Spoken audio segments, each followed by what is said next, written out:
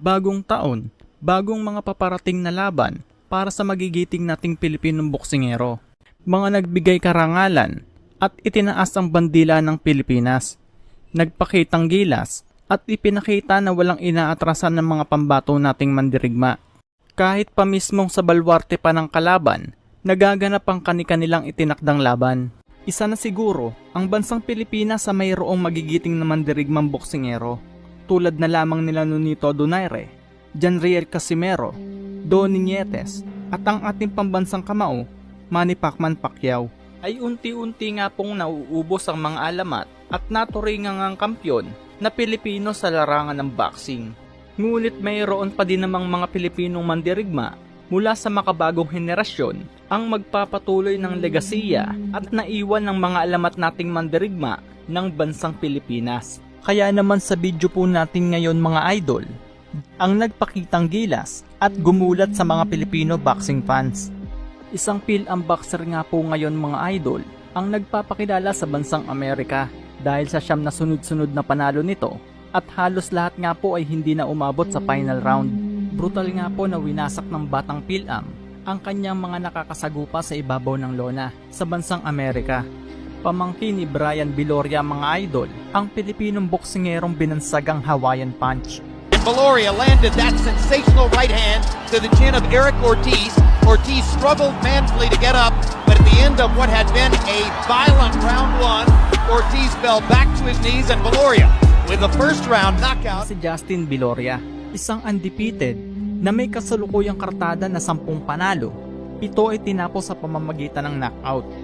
Makikitaan mo talaga ng lakas sa mga binibitawang suntok at kayang magpatulog ng kalaban. Kaya naman, ating silipin mga idol ang highlights ng mga naging laban nitong batang Pinoy na ito. July 29, 2023, nang makasagupa ng ating bida ang undefeated na Meksikano na si Pedro Penenuri Borgaro.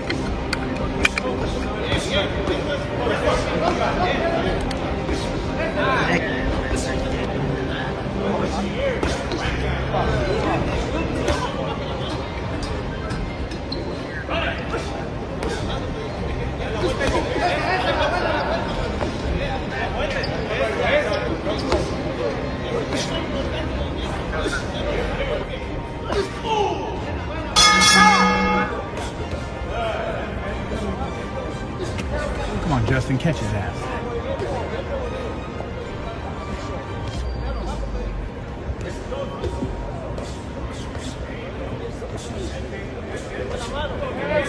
Nice.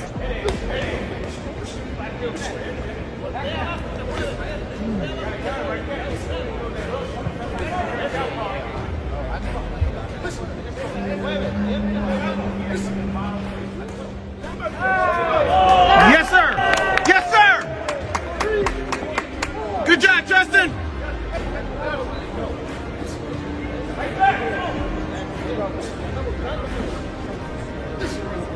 Come on, buddy. He was hurt. You got to give it to him. Good shot! Good shot! Come on, Justin. Come on, Justin.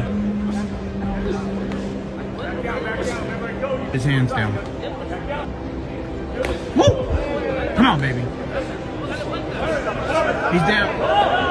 He's holding on, ref. Good shot, baby. Good shot. Finish him, Justin. He's running.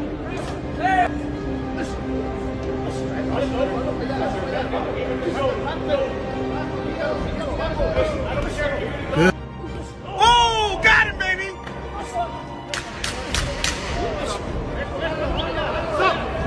shot.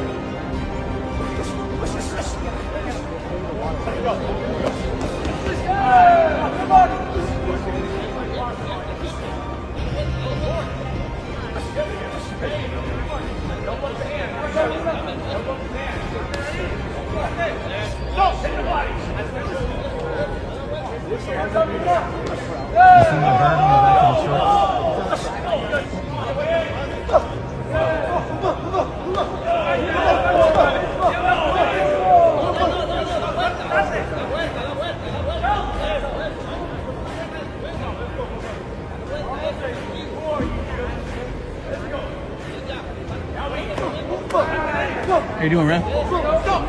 Good to see you, brother.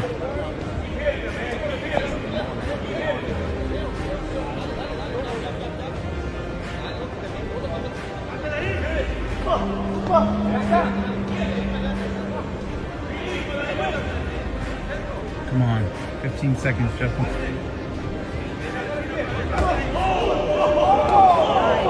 Set him down. Oh, got him. Come on, Justin, jump on him.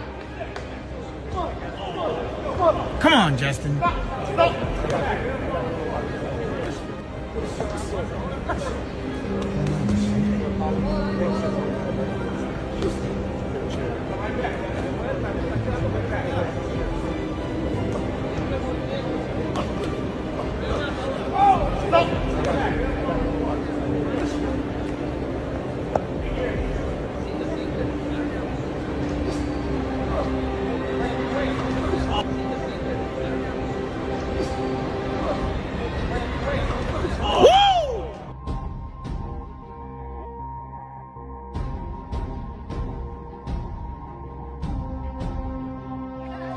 October 19, 2024, kontra Diul Olgin.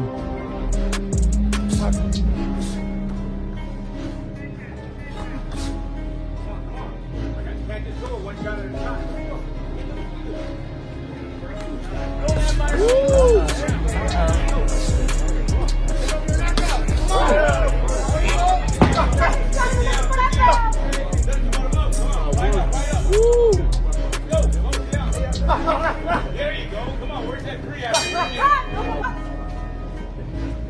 Yeah, don't sleep on him. Don't sleep on him. Yeah. Yeah, let it win. Let it win. Can't have it.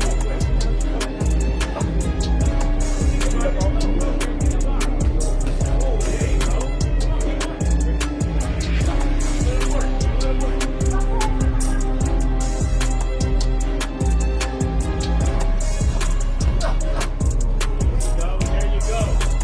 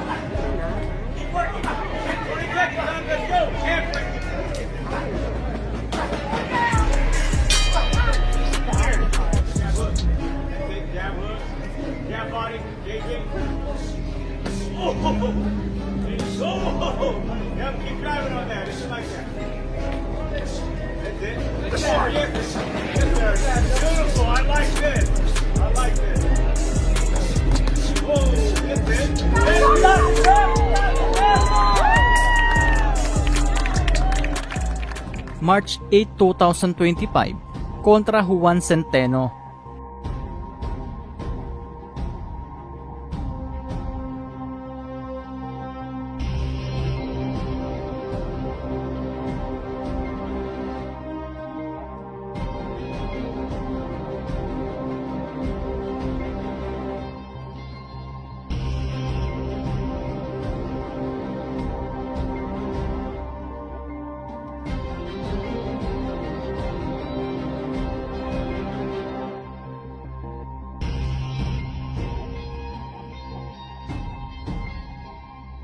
April 25, 2025 kontra naman kay Alejandro Yung Wong, kung saan 4 na round lang ang itinagal ng Amerikanong kalaban.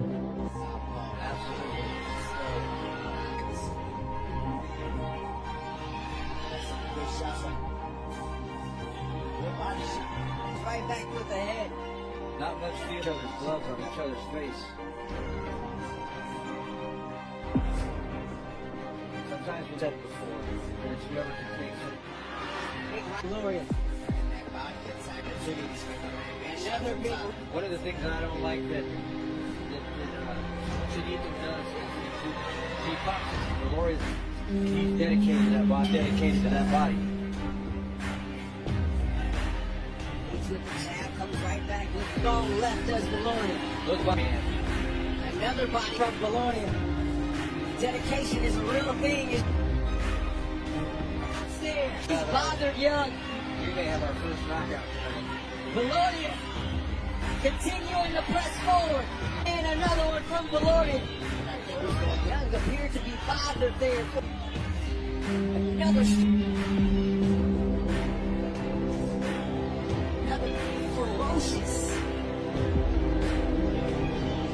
I like the way Justin goes about setting up his punches. The other fights, Valoria right now is the understands the distance, he understands range, he understands the combination. And the range is the key to the Now comes with the upper right back, continuing to pounce Gloria back. Works the body some more. underneath the elbows. Just enough distance for those combinations. And he's coming in off line too. Back with another. And an uppercut there from Gloria. And keep Gloria off the end. Oh, come on here. Another body shot. Comes back up there with the right cross. To the right. Gloria. Red Cow and Another he's cut. fighting back. He's taking a lot of hits from the national audience. Good body shot. Big jab there from Gloria.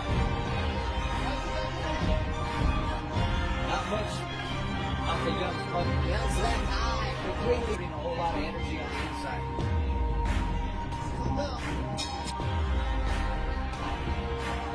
It's Done a fantastic job of this fourth round. Justin. The end comes officially 1 minute 29 seconds. Round number 4. Your winner by way of knockout here, still undefeated, Justin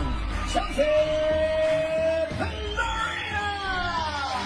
At ang pinaka-latest fight nga nitong ating bidang si Justin Viloria, mga idol, ay nito lamang pong September 11, 2025, kung saan nakasagupa nito si Josaphat Ortiz. Pressure Viloria applies, and he does it responsibly with his right foot always on the outside of the outside. But that's a mean right hook coming from that left-handed stance. And you can see the facial expression of Ortiz change on that first hook to the body. Yeah, Ortiz, from what we were watching earlier, Sergio, is Good shot. going to leave a lot of openings for Viloria to strike. Is that going to be a knockdown? Or referee Robert Boyle says no. But he's lecturing him at the same time. He's calling it it is a knockdown. Wow. So looking over.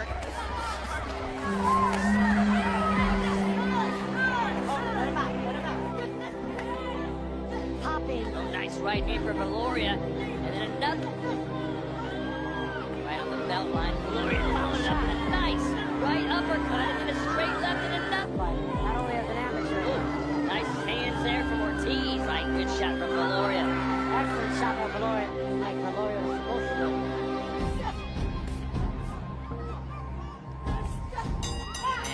do it. All three judges have scored the same, 8-72, for your win by unanimous decision. Justin Johnson! Isa ang batang ito na tubong Puerto Princesa City, Palawan, ang inabangan at bagong prospect ng Pilipinas. May bangis at lakas sa ibabaw ng lona at pwedeng maging isang world champion balang araw.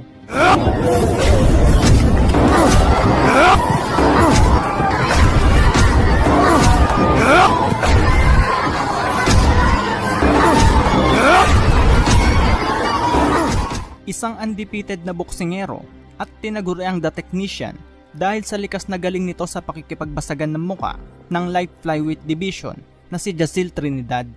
May kasalukuyang kartada na 11 panalo, 6 ay tinapos sa pamamagitan ng knockout, at kung saan hawak ng ating bida ang Philippine Boxing Federation light flyweight title.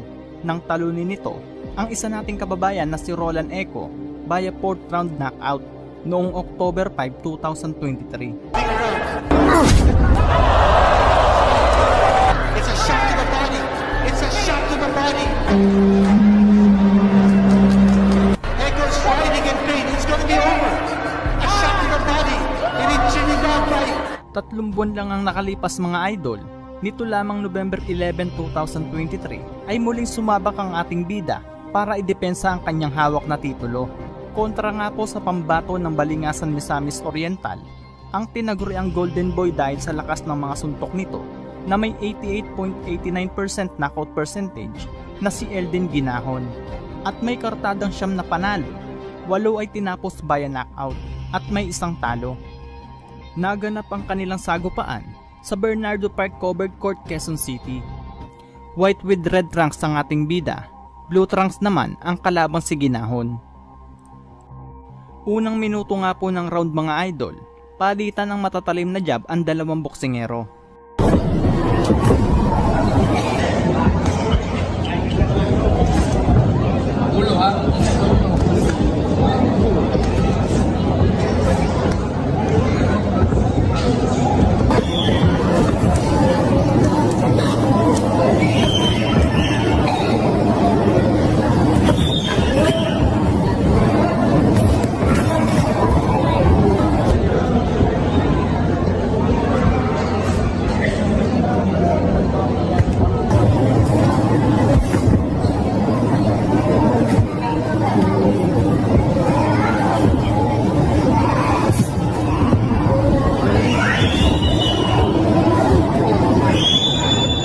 Naging maganda ang palitan ng mabibigat na suntok ang magkalaban, kung saan parehong gustong makakuha ng impresibong panalo.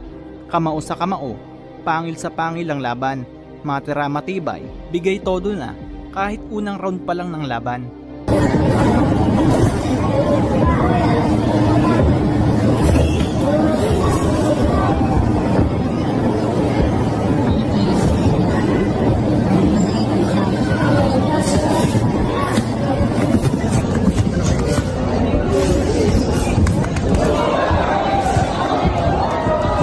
Dahil nga po sa mga kombinasyong binibitawan ng ating bida at tumatama ng solido sa kalabang si Ginahon, ay napayakap na lang ito dahil sa mga pinsalang natamo nito. At brutal na maituturing ang pagwasak ng ating bida sa walang magawa kundi mukbangin ng mga solidong suntok na binibitawan ni Trinidad kay Eldin Ginahon.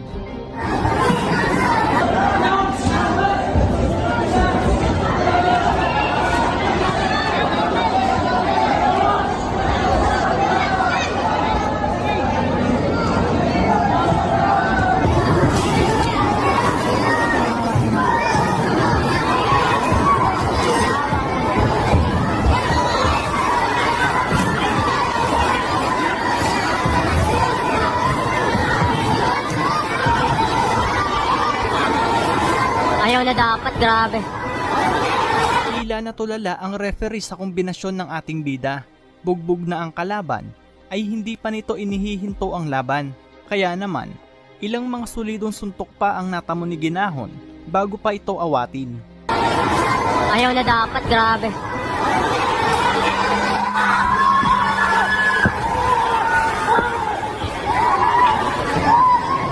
At dito nga po mga idol, ay wagi ang ating bida via first round technical knockout at naidepensa nito ang hawak nitong titulong Philippine Boxing Federation light flyweight ni Carl.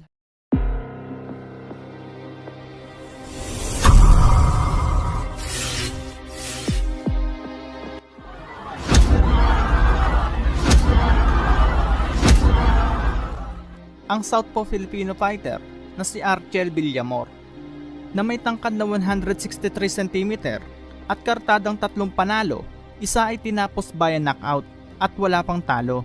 Bagamat baguhan, ay kakakitaan mo talaga ng talento ang batang ito sa boxing.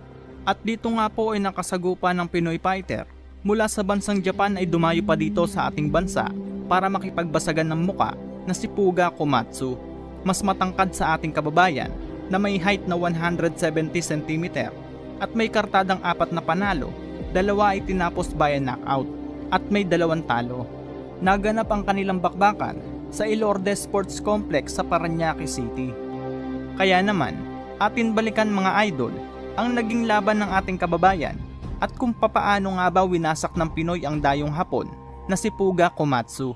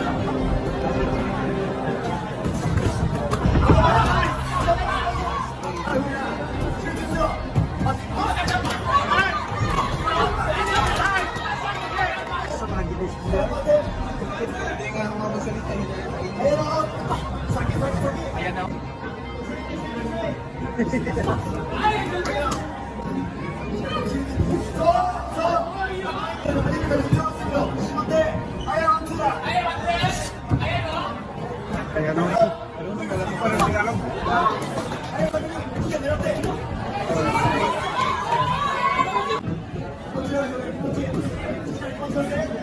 Galing yung batang pijama. Oo. Oo, kulang. Sumpok maganda kulang pa.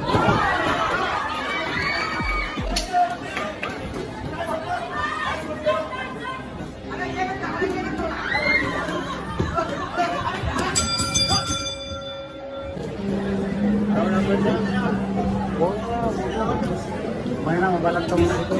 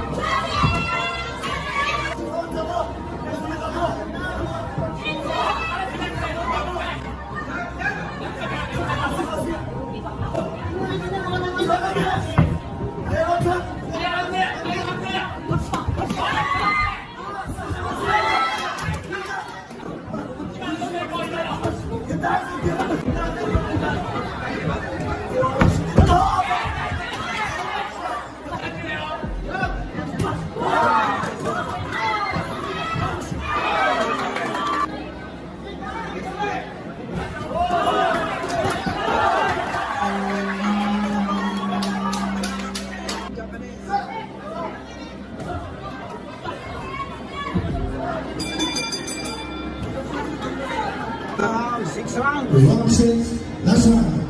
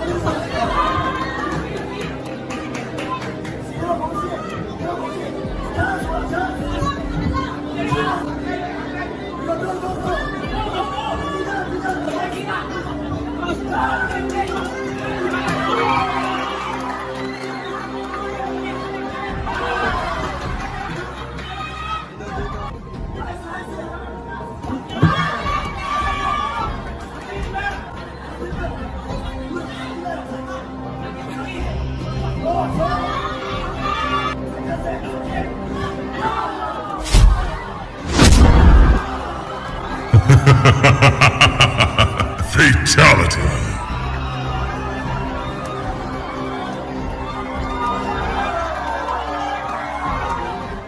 Wagi at winasak ng Pinoy ang Hapon sa pang-anim na round ng kanilang sagupaan via technical knockout. Tinaguri ang The Dreamer ng Philippine boxing na si J.R. Raquenel ay nakaharap naman ng ating pambato, ang Indonesian fighter na si Muwan Sakuyor noong June 24, 2023. Sa mga hindi po nakakaalam mga idol, ang Indonesian boxer na ito ay nakapagtala po ng isang malaking upset noong taong 2019. Matapos nga po nitong wasakin ang isang veteranong Thai boxer na si Artid Bamrunggaya sa pang-5 round ng kanilang sagupaan. May kartada ang Indonesian boxer na ito na 6 na panalo, 4 ay tinapos by knockout, 7 talo at 1 tabla. Hindi man po ganoong kaganda ang kartada nito, ito'y sadya namang mapanganib na kalaban. Samantalang ang ating pambato naman ay may 14 na panalo, 11 ay winasak by knockout, 2 talo at 1 tabla. And his opponent, boxing out of the red corner. He stands for the stop. Muhammad Rashid, Jojo Flores, and more. Sa laban na ito mga idol, ay ipinakita ng ating kababayan ang bangis at matatalim nitong atake sa kalaban.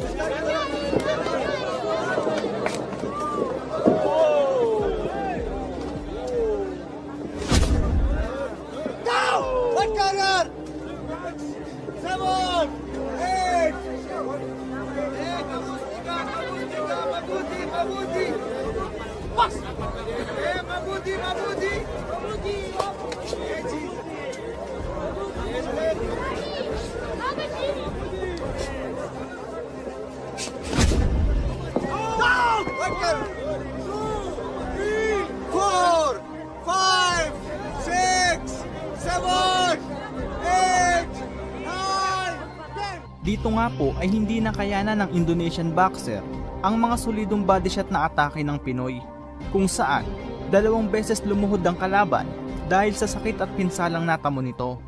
At dito nga po ay wagi ang ating pambato matapos itigil ang laban ni James Harden na referee sa bakbakang iyon para maiwasan ang malalang pinsalang matatamo ng kalaban.